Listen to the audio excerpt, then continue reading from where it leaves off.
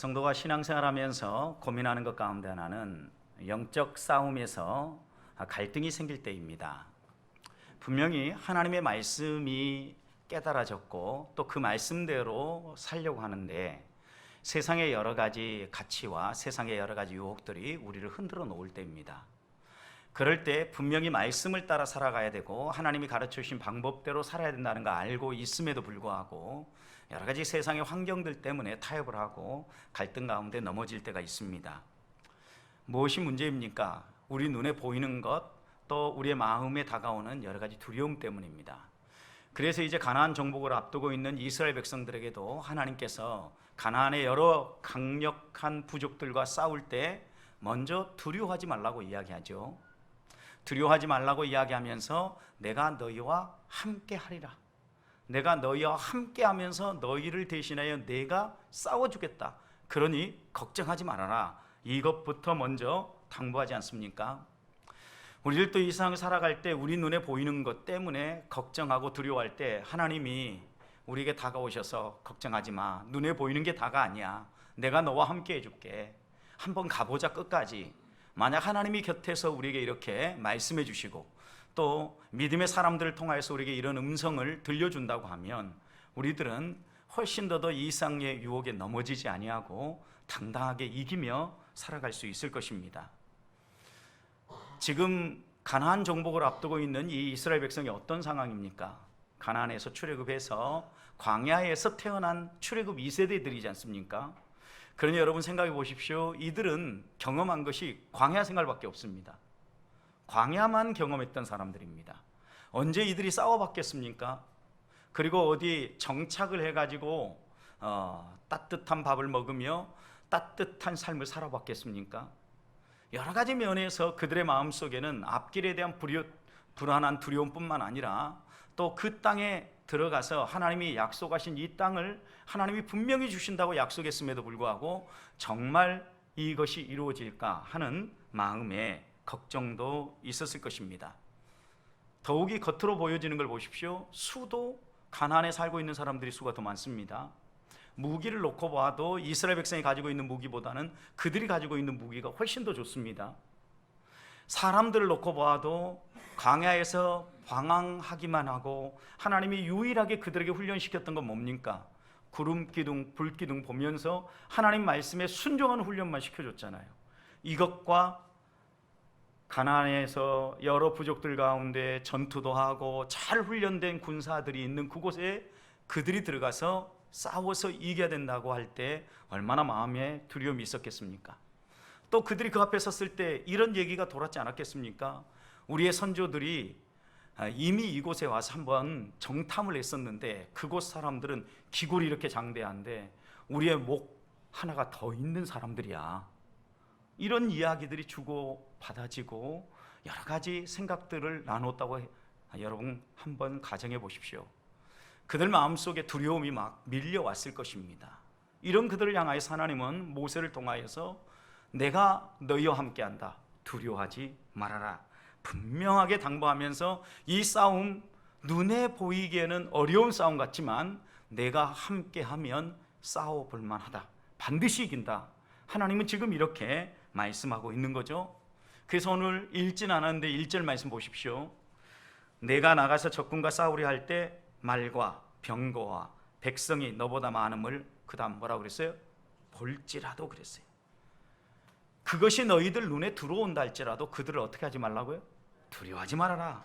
하나님은요 내다봤어요. 이들이 마음속에 무엇을 고민하고 무엇을 걱정하는지 내다본 겁니다. 여러분 사람의 싸움에서 그렇잖아요. 어떤 사람의 싸움에서도요 마음에 먼저 저 사람 내가 싸워서 못 이기겠다 이렇게 마음이 먹여지면요 아무리 싸워본들 결과는 정해져 있는 거예요. 이미 심리전에서 마음에서 지고 들어가는 거예요. 그래서 때때로 보십시오. 어떤 구기 종목이라든가 여러 운동들 가운데 1대1로 이렇게 싸우는 이런 경기들의 경우는요 세계 랭킹이 훨씬 더 높이 있음에도 불구하고 어떤 순간에는요 그 훨씬 더 실력 있는 사람들이요 신의 운동선수들에게 한 판에 지지 않습니까? 무언가가 지금 둘이 싸우면서 마음속에 무너져 내려가는 것이 있는 거예요. 그런 것처럼요, 하나님께서는 이들의 마음이 무너져서는 도저히 아무리 하나님이 거기에 들어가서 앞서 행하며 싸운다고 해도 이스라엘 백성들이 싸울 수 없을 것을 알았기 때문에 제일 먼저 그들의 눈에 보이는 게 다가 아니다, 마음 훈련부터 시키고 있는 겁니다. 사랑하는 성도 여러분, 우리들도 이 땅을 살아가면서 우리들이 이 세상 속에서 그리스도인답게 당당하게 또 그리고 힘있게 살아갈 수 있는 그 능력이 어디에서부터 흘러나옵니까? 눈에 보이지 않지만 우리와 함께 하시고 우리를 위해서 싸우신 하나님으로부터 흘러나온다는 것을 믿으십시다. 우리가 이것을 보지 아니하고 우리 눈에 보이는 것만을 보고 따라가면은요, 낭망할 수밖에 없고 쓰러질 수밖에 없습니다. 이어지는 말씀도 보십시오. 분명하게 1절에서 그 눈에 보이는 것을 의지하지 말고 내가 싸워줄 테니까 나를 의지하라고 말씀하신 하나님이 누구인가를 더 생각하게 합니다. 자, 눈에 보이지 않는 하나님을 바라보라고 하면서 그 하나님이 누구인가를 생각하게 하는데 1절 후반절 보십시오. 애굽 땅에서 너를 인도하여 내신 내 하나님, 그랬습니다. 애굽 땅에서 인도하여 내신 하나님. 여러분, 애굽이 어떤 곳인지 아시죠? 그 당시에는 최강대국이었어요. 이스라엘 백성은 노예 생활 가운데 있었습니다. 싸움이 되지 않은 상대였습니다. 하나님이 싸워주셨습니다. 그들은 광야 생활 가운데 하나님이 어떻게 출애굽의 은혜를 베풀어 줬는지 분명히 아버지를 통하여서, 할아버지를 통하여서 들었을 것입니다. 그래서 다시 한번 하나님께서는 이 출애굽 2세대들에게 너희를 위하여 싸우는 이 하나님은 가장 그 당시에 강력했던 군대를 가지고 있는 애굽을 물리치신 하나님이다. 다른 말로 표현하면 이 세상에 다른 비교할 것 하나 없는 최고의 힘을 자랑하고 최고의 무기를 자랑하는 애굽과도 싸워서 이기신 하나님입니다.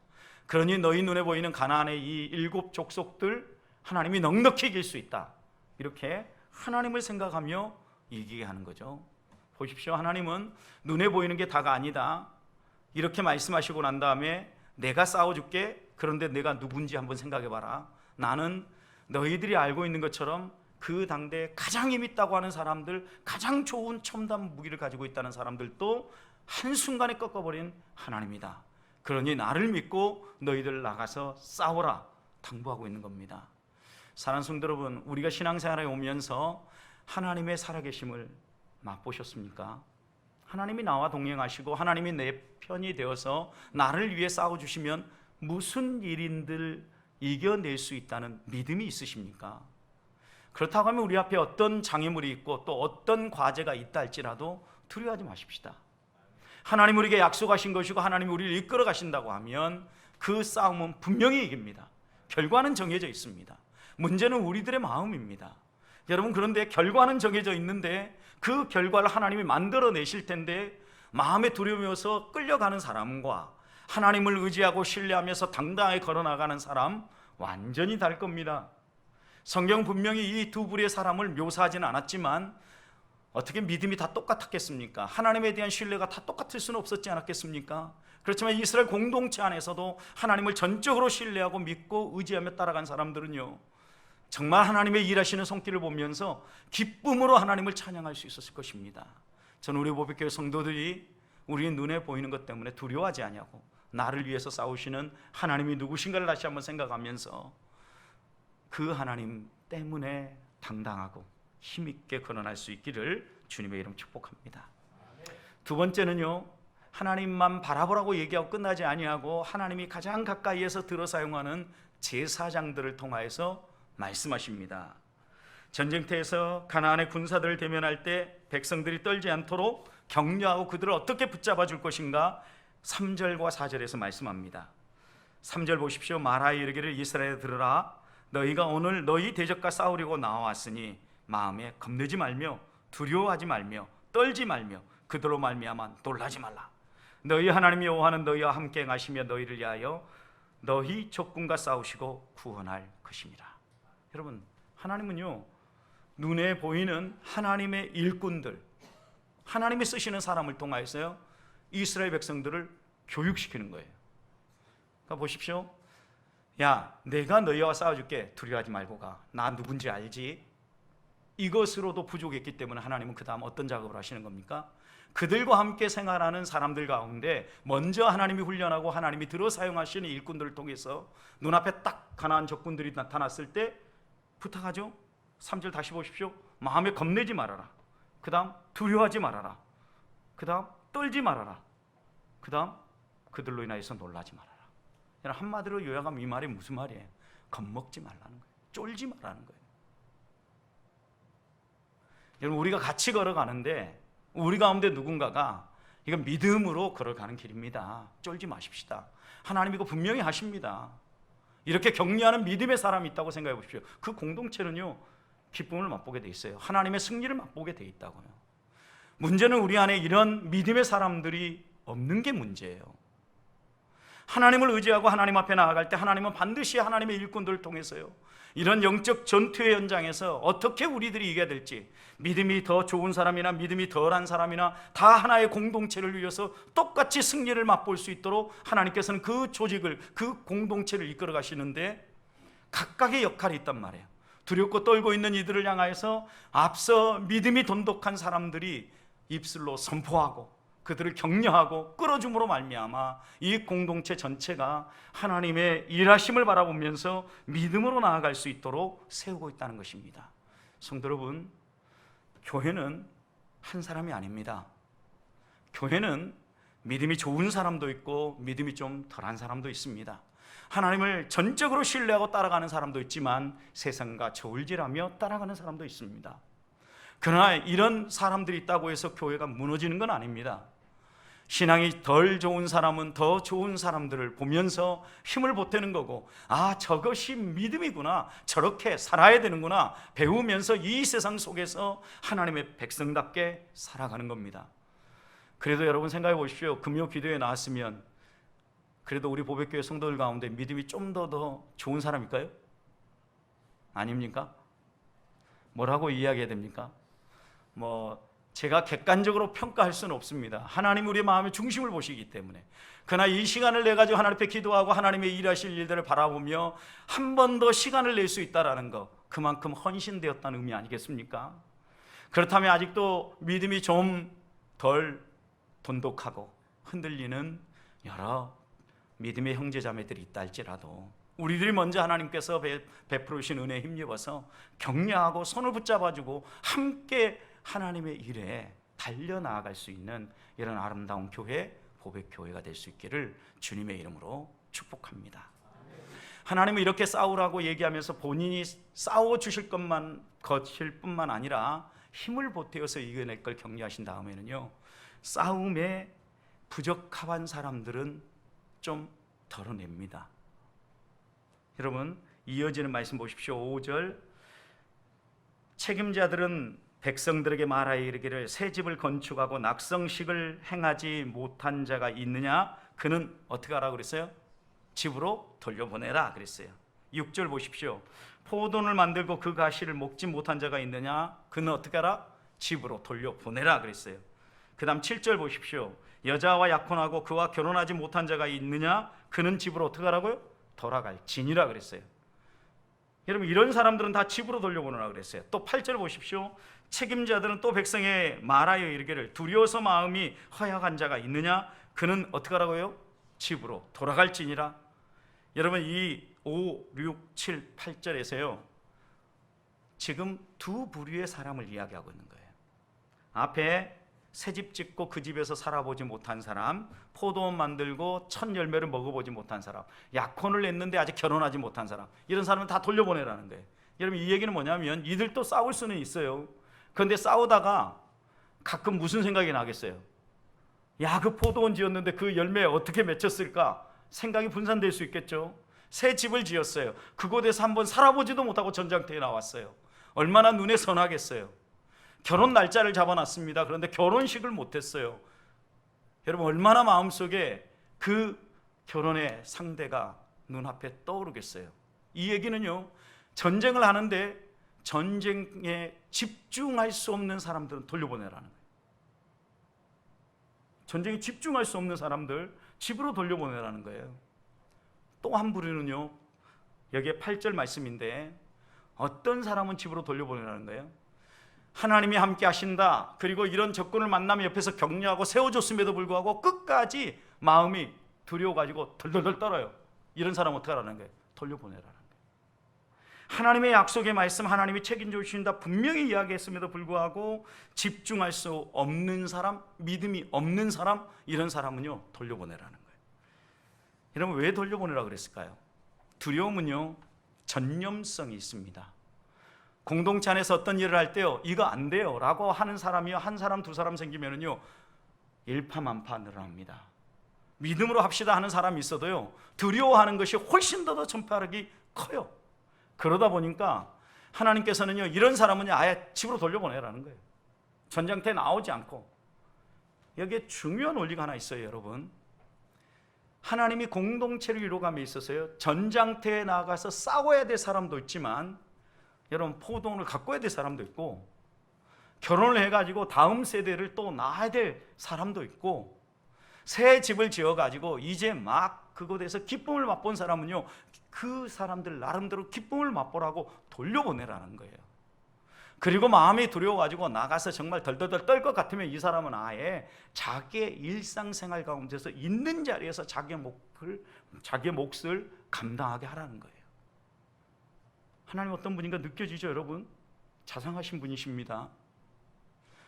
생각해보면 이렇게 할 수도 있어요. 하나님이 내가 싸워줄게 그랬어요? 그러면 이 사람이 있으나 없으나 그 싸움은 이길 수 있어요, 없어요, 여러분? 무조건 이기는 거예요. 이거는 하나님이 싸우시는데 이 사람들이 있든 없든 무슨 상관이에요. 그러나 하나님은요 전장터에 딱 나갈 때 이 사람들을 분류합니다. 집중할 수 없는 사람, 자신의 삶의 자리에서 자신에게 더 급한 일들, 집중할 수 있는 일들에 집중하게 합니다. 이게 공동체입니다. 이게 하나님이 세우시는 교회입니다, 여러분. 교회 모든 사람이 다 같이 헌신할 수 있습니까? 똑같이 달려갈 수 있습니까? 오늘 이 밤에 제 마음에는요 우리 교회 160명 예배 드린다면 금요 기도회 때마다 100명씩 오면 얼마나 좋겠어요. 기대입니다. 꿈입니다. 그러나 모든 사람이 그렇게 할 수는 없어요, 여러분. 그게 교회입니다. 그렇게 되려고 하는 것은 인간의 욕심입니다, 여러분. 하나님이 돌려보내지 않습니까? 가라는 거예요. 그런 사람들은 그 자기에서 자기의 역할을 하라는 거예요. 그들도 변화되어져서 앞장서서 헌신하여 뛸 수 있는 그날이 온다는 겁니다. 하나님께서 사람들을 변화시키고 만들어 가시는 것을 우리는 신뢰해야 합니다. 하나님이 그렇게 변화시키고 하나님이 일하심을 믿는다고 하면 전장터에 나아가는 사람들은 전사로서의 면모를 갖출 수 있고, 일터에서 자신의 기쁨 가운데서 가정생활을 영위하고, 또한 포도원을 가꾸는 사람은요 그 역할을 감당해내므로 그 공동체 안에서 그 사람들의 역할이 돋보이는 거예요. 이러면서 하나의 공동체가 아름답게 세워지는 것입니다. 성도 여러분, 저는 우리 보백교회가 이런 교회가 되기를 소망합니다. 이렇게 모든 성도들이 있는 자리에서 하나님이 나를 부르신 사명, 하나님이 내게 맡겨주신 것이 무엇인지를 알고 헌신하며 나아갈 때 하나님이 앞서 싸우시는 것이 선명하게 드러나고 거기에서 풍성한 열매들이 맺혀지는 것을 믿고 이 밤에 하나님이 내게 맡겨주신 것은 무엇인지 되돌아보고, 하나님이 부르실 때 하나님이 내게 세우신 그 자리에서 주춤거리지 아니하고 뒷걸음질 치지 아니하고 믿음의 경주를 하며 따라갈 수 있도록 도와주시옵소서. 이 밤 간구하며 나아가는 성도들 되시기를 축복합니다. 마지막으로 하나님께서 그들과 싸울 때 싸움의 방식에 대해서도 얘기해 줍니다. 싸움의 방식에서는요 크게 두 부류로 합니다. 가나안에 살고 있는 가나안 족속, 또 가나안 족속 말고 또 다른 이방 족속, 이렇게 딱 구분합니다. 여러분, 가나안 족속은 일단 이의가 없습니다. 무조건 진멸입니다. 하나님이 싸우라고 할 때 가나안의 7 족속에 대해서는 무조건 진멸시켜라. 그러나 다른 이방 민족에게는 먼저 딱 만났을 때 화평을 선포하라는 거예요. 평화를 선포했는데 그 평화를 받아들이면 어떻게 해라? 그들과 화평조약을 맺고 그들로 하여금 너희를 섬기게 만들고 조공을 드리게 만들라는 거예요. 근데 화평을 딱 선언했는데 아니다, 우리 한번 싸워볼래. 전투 태세를 갖추고 싸우기를 원하는 그 팀 어떻게 하라는 거예요? 싸우라는 거예요. 싸우되 완전히 진멸하는 것이 아니라 그 싸움의 대상들의 연약한 사람들, 그런 사람들은 보호해 주라는 거예요. 여인들, 어린이들, 여러분 이런 것들 보호해 주라는 거예요. 약자들에 대해서. 하나님이요 싸움의 방식에서 철저하게 딱 구분 짓는데, 가나안 족속들은 무조건 진멸시켜라. 그러나 가나안 족속 말고 그 땅에 사는 또 다른 이방 족속들이 있다고 하면 그들과는 화평을 먼저 선포하고, 화평을 받아들이는 사람들과는 화평 조약을 맺어서 조공을 바치고 섬기게 만들고 화평의 관계를 맺어라. 그러나 끝까지 싸우기 원하는 사람들은, 약자들은 보호하되 끝까지 싸우기를 원하는 사람들은 함께 싸워서 그들을 정복해라. 이렇게 당부하고 있는 거죠. 여러분, 그런데 18절을 보십시오. 가나안 족속을 진멸시키라고 하는 데는 이유가 있어요. 18절, 이는 그들이 그 신들이 행하는 모든 가증한 일을 너희에게 가르쳐 본받게 하여 너희가 너희의 하나님 여호와께 범죄할까 함이니라. 여러분, 다른 어떤 곳보다도 가나안 땅에서 살고 있는 그들은요 그 땅의 토속 신앙들을 가지고 있었습니다. 그렇기 때문에 그들이 믿고 있는 그 신들을 이스라엘 백성들에게 전파하고 이스라엘 백성들을 유혹하지 못하도록 하기 위해서 가나안에 살고 있는 이 모든 사람들하고요 깨끗이 진멸시키라는 거예요. 신앙의 혼합주의를 하나님은 허락하지 않은 거예요.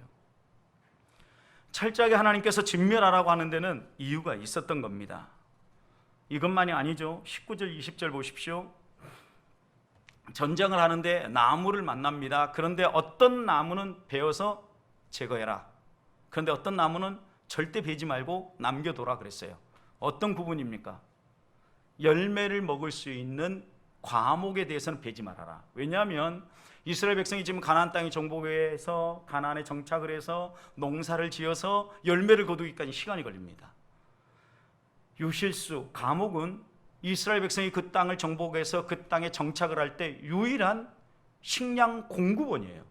하나님은 그걸 보호하게 하는 거예요. 대신에 이런 과목이 아닌 일반 나무들에 대해서는 어떻게 하라고요? 베라. 그리고 어떻게 하라고요? 적과 싸워서 이길 때까지 너희의 필요한 도구를 만들어서 써라. 하나님의 말씀이 분명하죠. 오늘 전쟁의 방식에 대해서도요 하나님은 우리에게 합리적이시면서 동시에 정확하게 말씀하시는 분이셔요. 하나님은요 이쪽 한 발 뒤었다가 이쪽 한 발 뒤었다가 카멜레온처럼 색깔이 왔다 갔다 하시는 분이 아닙니다. 어떤 것을 명령하실 때는 분명한 이유가 있고 왜 이렇게 해야 되는지 이유에 대해서 말씀하십니다. 여러분, 우리의 신앙에 회색지대는 없어요. 교회 안에서도 신앙의 회색 분자들이요 결국은 교회의 색깔을 흐려놓는 거예요. 하나님께서 정말 우리에게 원하는 것은요 적당한 신앙생활이 아닙니다. 하나님의 뜻을 분명히 알고 하나님 앞에 헌신하는 하나님의 일꾼들을 하나님은 원하십니다. 그렇다면 우리가 이 땅에서 우리 앞에 여러 가지 펼쳐지는 일들을 보면서 영적인 전투뿐만 아니라 교회적인 일들, 또 내 개인의 삶에 있어서 내가 해결해야 될 이 모든 문제들 어떤 자세로 풀고 해결해 가시겠습니까? 하나님이 정말 살아계시고 하나님이 내 편이라는 걸 믿으십니까? 변치 않은 하나의 진리, 하나님은 내 편이시다. 하나님은 나를 위해 싸우신다. 내가 하나님 품 안에 있을 때 가장 평안함을 누릴 수 있다. 그분이 책임져 주신다. 두 번째, 내 눈에 보이는 것 때문에 내 마음이 흔들리지 말자. 내 마음이 흔들리면 제일 좋아할 대상이 따온 건 사단이다.